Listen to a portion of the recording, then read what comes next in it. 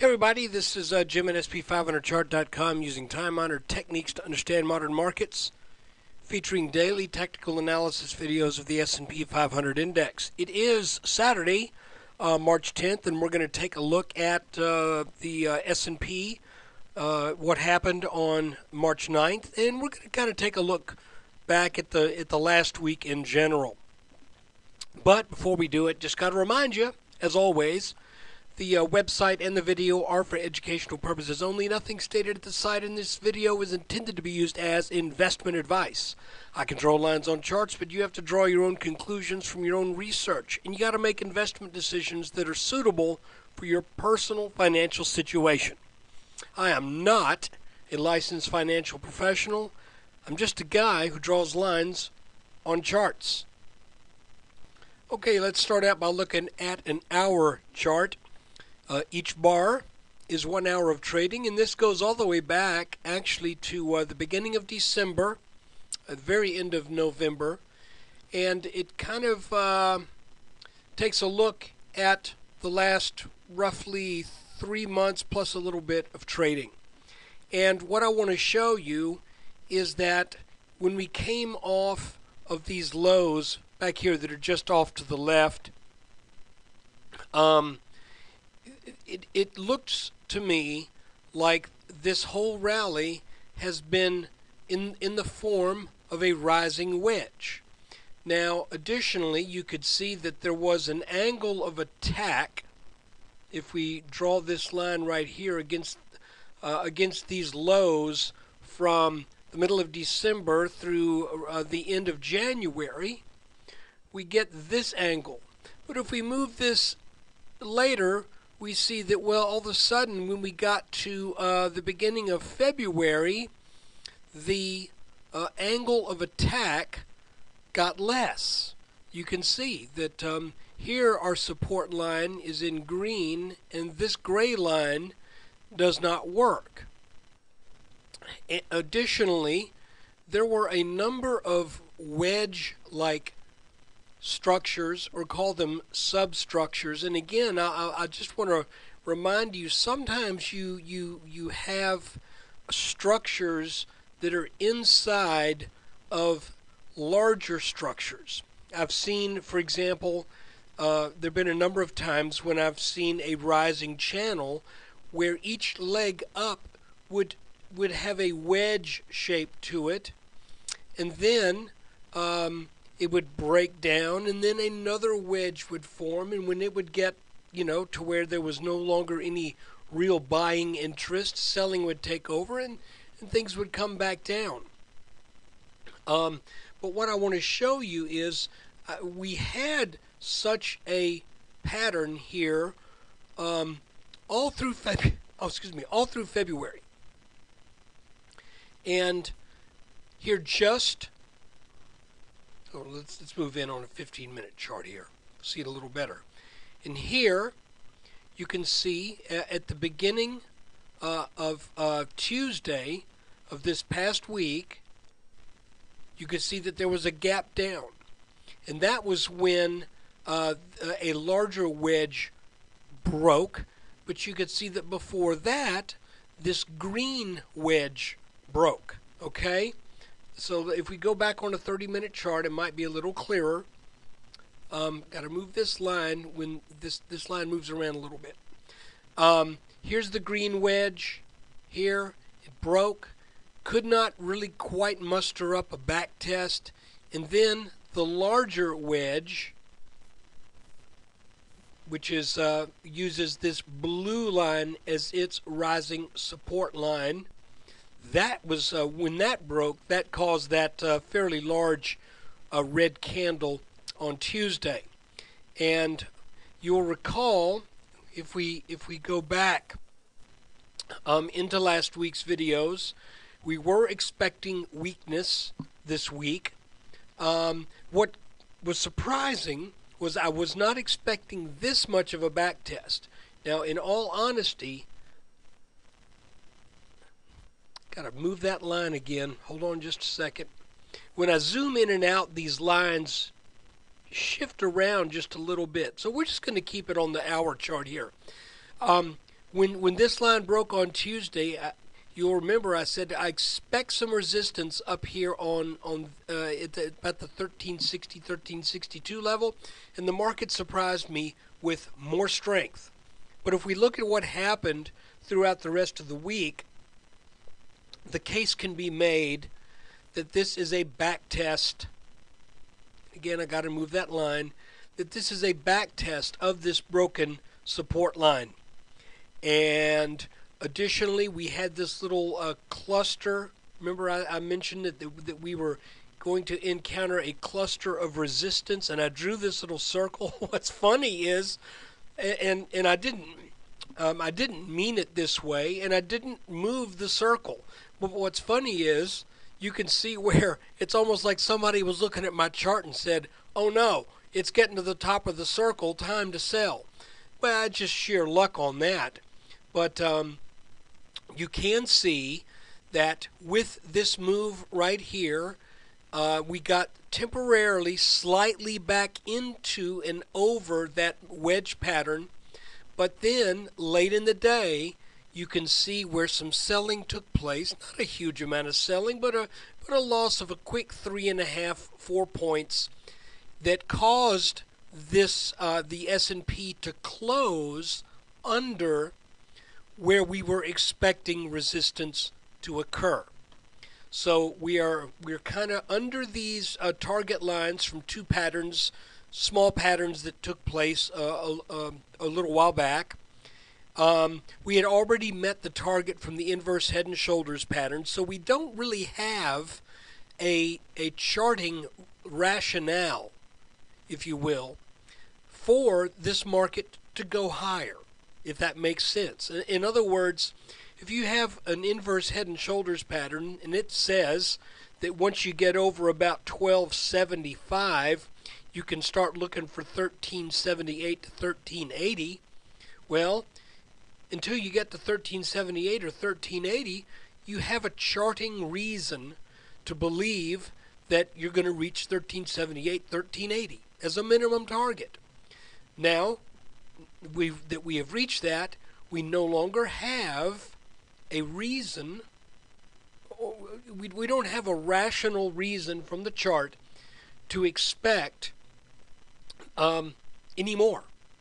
Now, I have a tendency to think that there will be more, and I've shared this too. The reason I think there will be more is if we look at a 3-day chart and we look at this, this blue line, you can see that it is drawn over the all-time high of the S&P in 2007, and then the high from 2011. If this were an overall bearish trend off of this top, one would not expect to be over this line. So, and we are without any doubt. So it's my opinion right now that this line should be support if and when we decide to test it as support.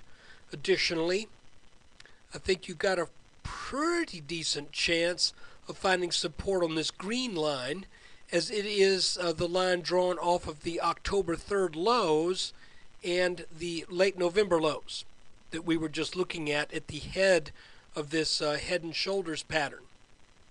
So here's our inverted head and shoulders pattern. There's the target. It made the target.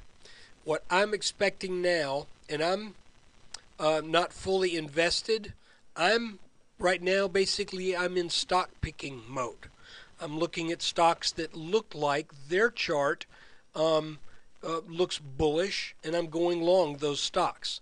I am not short anything right now because I don't think there's a whole bunch of downside in the market at this point. There was, until we got over this line, the chance that there could have been some serious downside this year.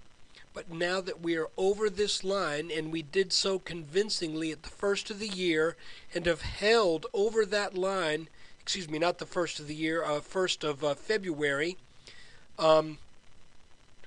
first week of February.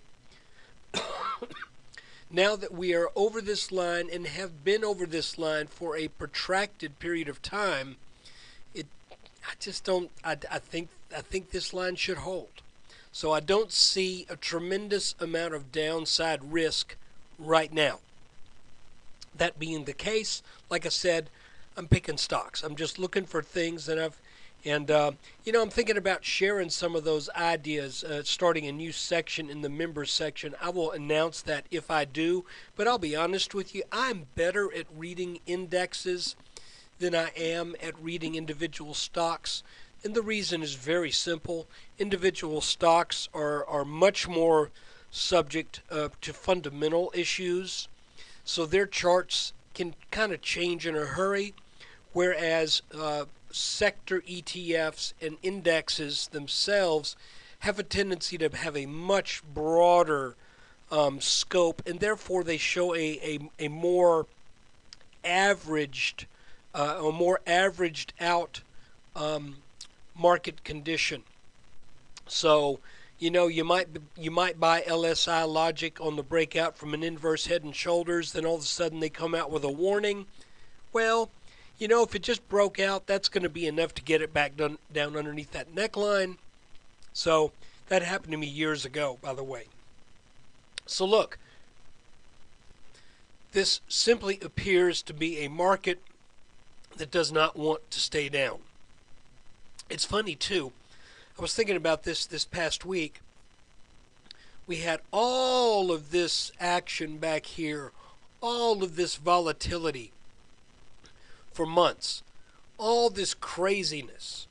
And what was the cause of all of that? Well, everyone said, oh, it's Europe. Europe is just doing all this to the market. Well, folks, let me ask you a question. And Europe did have something to play in that, for sure. But is Europe better off today than it was back then? So we have to ask ourselves, how much of that really was Europe, and how much of it was just a weakened market from that head and shoulders top, right back here. Got to go to a daily now. It's our head and shoulders top. How much of this was plain and simple a weak market, skittish market, weak hands, and overly eager buyers in some case, that was leading to all this volatility that for sure was being batted around.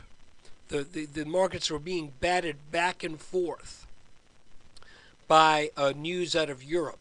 But the reason the markets could be batted around so much by the news was because they were in a weak and unstable condition. So now I think as we start getting more and more news about the condition of Greece and Portugal and how bad it looks and what do the markets do now? They don't care. They just keep going up. So let's keep an eye on it this upcoming week. I have a tendency to think that this week should show some weakness. I would be, again, who knows? I was surprised we had this much strength this week. But now that we back tested this blue line and we closed under, even though we were over that line just for a little bit, now that we closed underneath it, I just have a sneaking suspicion that the week of the 12th is likely to not start off particularly strong. We could go sideways to a bit, but I would tend to think we would at least work our way down into the mid-1350s, and if and when this little 1360 line goes, then we go down maybe and test some down in the 1340s again. So look, that's the way it looks to me right now. Like I said, if there were a reason to believe that we should expect more than 1378, then I would say so, but there really isn't. So I'm just kind of watching right now, picking my individual stocks based upon their charts, and waiting for the index to show some sign of overall support, some kind of a pattern that tells me that the S&P and some of the other indexes have found a legitimate bottom. Because right now, I'm not sold on the idea that this is necessarily it. So look, take care. Thanks for watching. If you're a subscriber, thanks for subscribing. If you're not a subscriber, just check it out. It's pretty cheap. It's less than a cheap cup of coffee per day, and you get a daily S&P 500 video update using these old school techniques that, quite frankly, work really well. So look, take care. Thanks again.